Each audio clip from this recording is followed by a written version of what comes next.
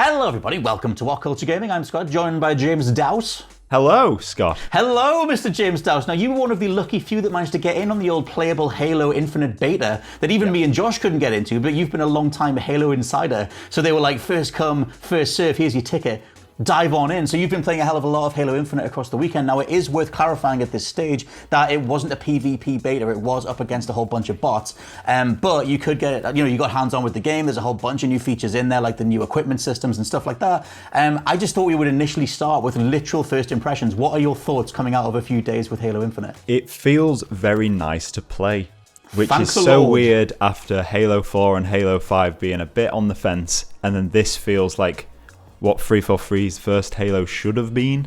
Right. But instead we had to suffer through 2012's Halo 4, 2015's Halo 5. And now, however many years after 343 took the reins, now we're getting a Halo what it should feel like.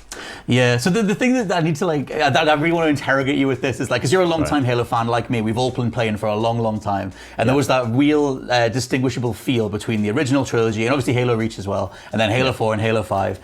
Bit of a dark time for Halo fans, especially with Halo 5. And so now that we're back, do you think that, what is the overall feel of the game? Because the things that I've seen make it feel like the original trilogy again, but I guess I don't want to get my hopes up too much. See, the problem is, and I don't want to be one of those people who says, Halo's back, because I really enjoyed the Halo 5 beta, which made me think to myself, oh, Halo's back.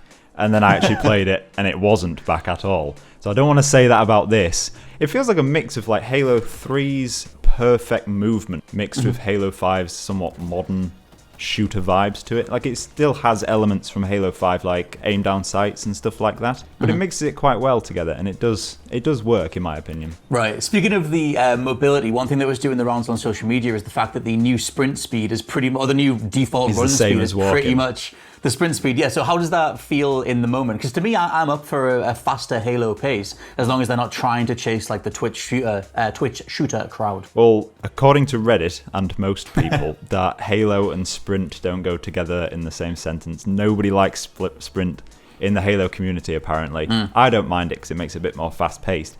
I don't mind it either. Yeah, but having played... I actually tested it last night after I saw all of these videos, and the sprint is a tiny bit faster than walking. That you don't have to sprint, but you can if you want to.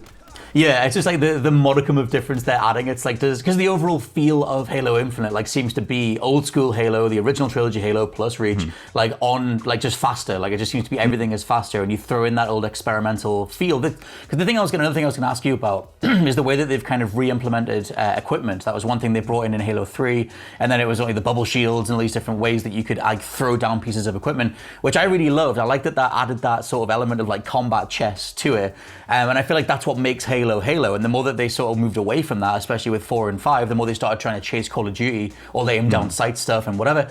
Does it feel like they've re-embraced that feel, that sort of Halo 3 is the apex of the original trilogy to a lot of people? Is that kind of the feel of it now, where you've got the new equipment on the shoulder mounted stuff that you can do now?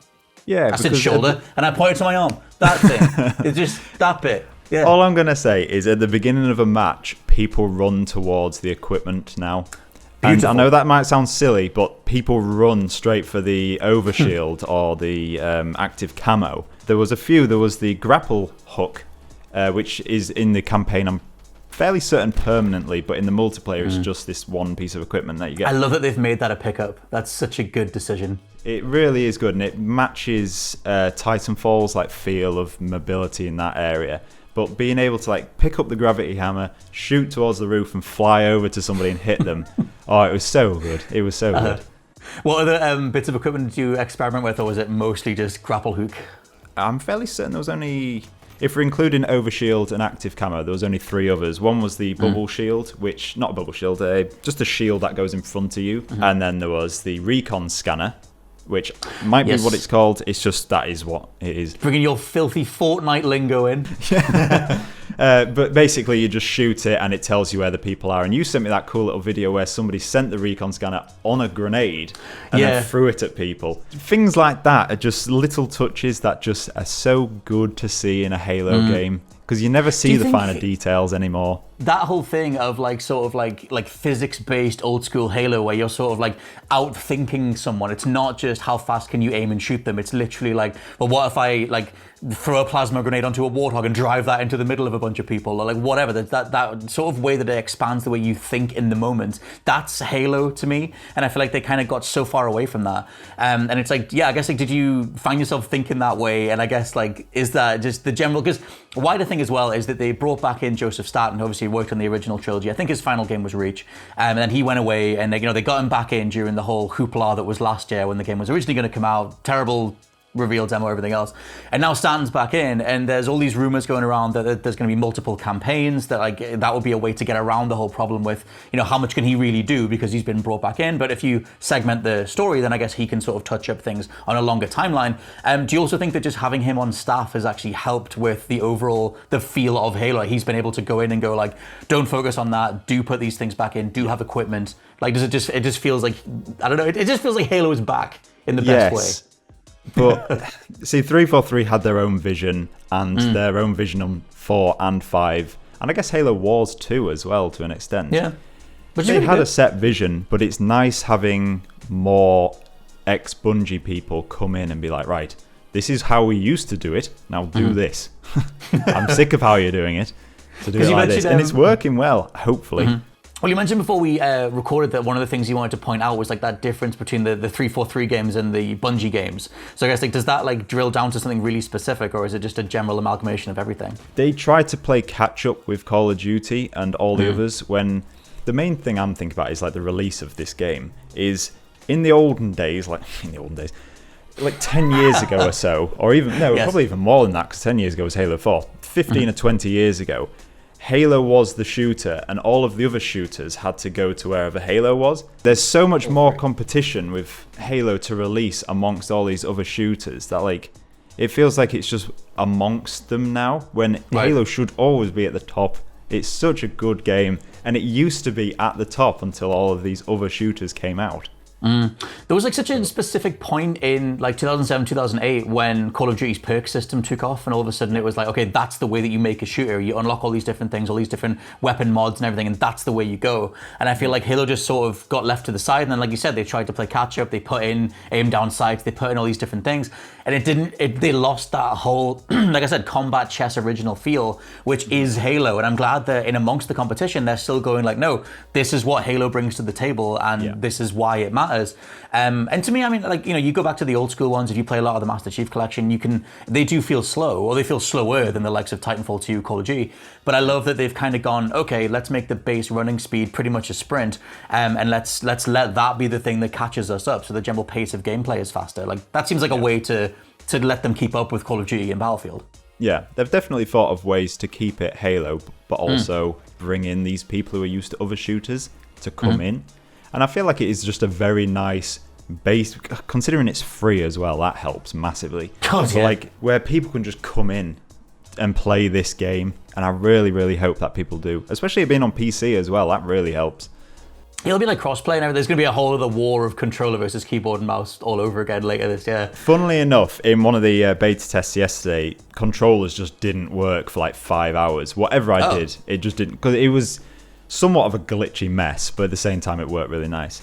And I'm not a keyboard and mouse player at all, even though I'm on PC. And even with mouse and keyboard, it felt very smooth. And I don't even play with mouse and keyboard, so it feels like it's been made from the ground up for PC as well as Xbox. And that is good, considering like obviously the Master Chief Collection being ported to the PC. They're all Xbox games. I mean, considering like how much Halo proved that like a first-person shooter can work on consoles after GoldenEye, like to do it like fully with dual analog sticks and everything else, I'm glad that it sort of has that console feel, like it's providing that side of it totally works.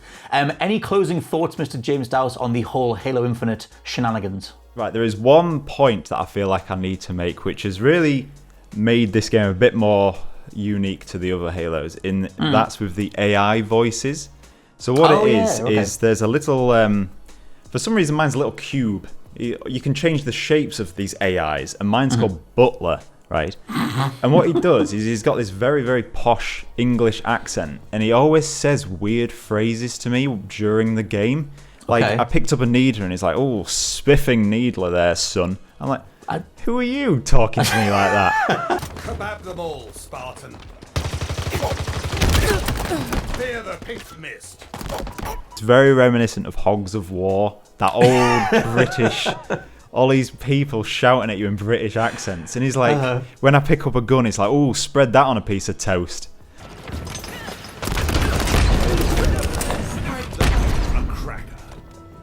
It is so weird. It makes absolutely zero sense.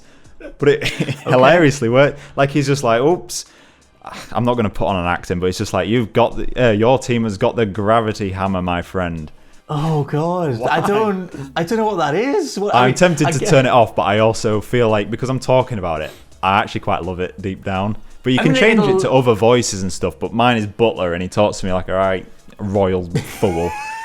He's like the Tomb Raider butler, just sort of checking Lock him in a fridge. It reminds me of the watches that you could get in Call of Duty that were just sort of like this random optional thing that you could get. Because a lot of the like audio footprint of Halo, not to go on about it too much, but it is Jeff Steitzer. It is kill confirmed. Does he even say that? Slayer, all that stuff, all the different things that dude has said. Overkill. No, he's still there. He's still there.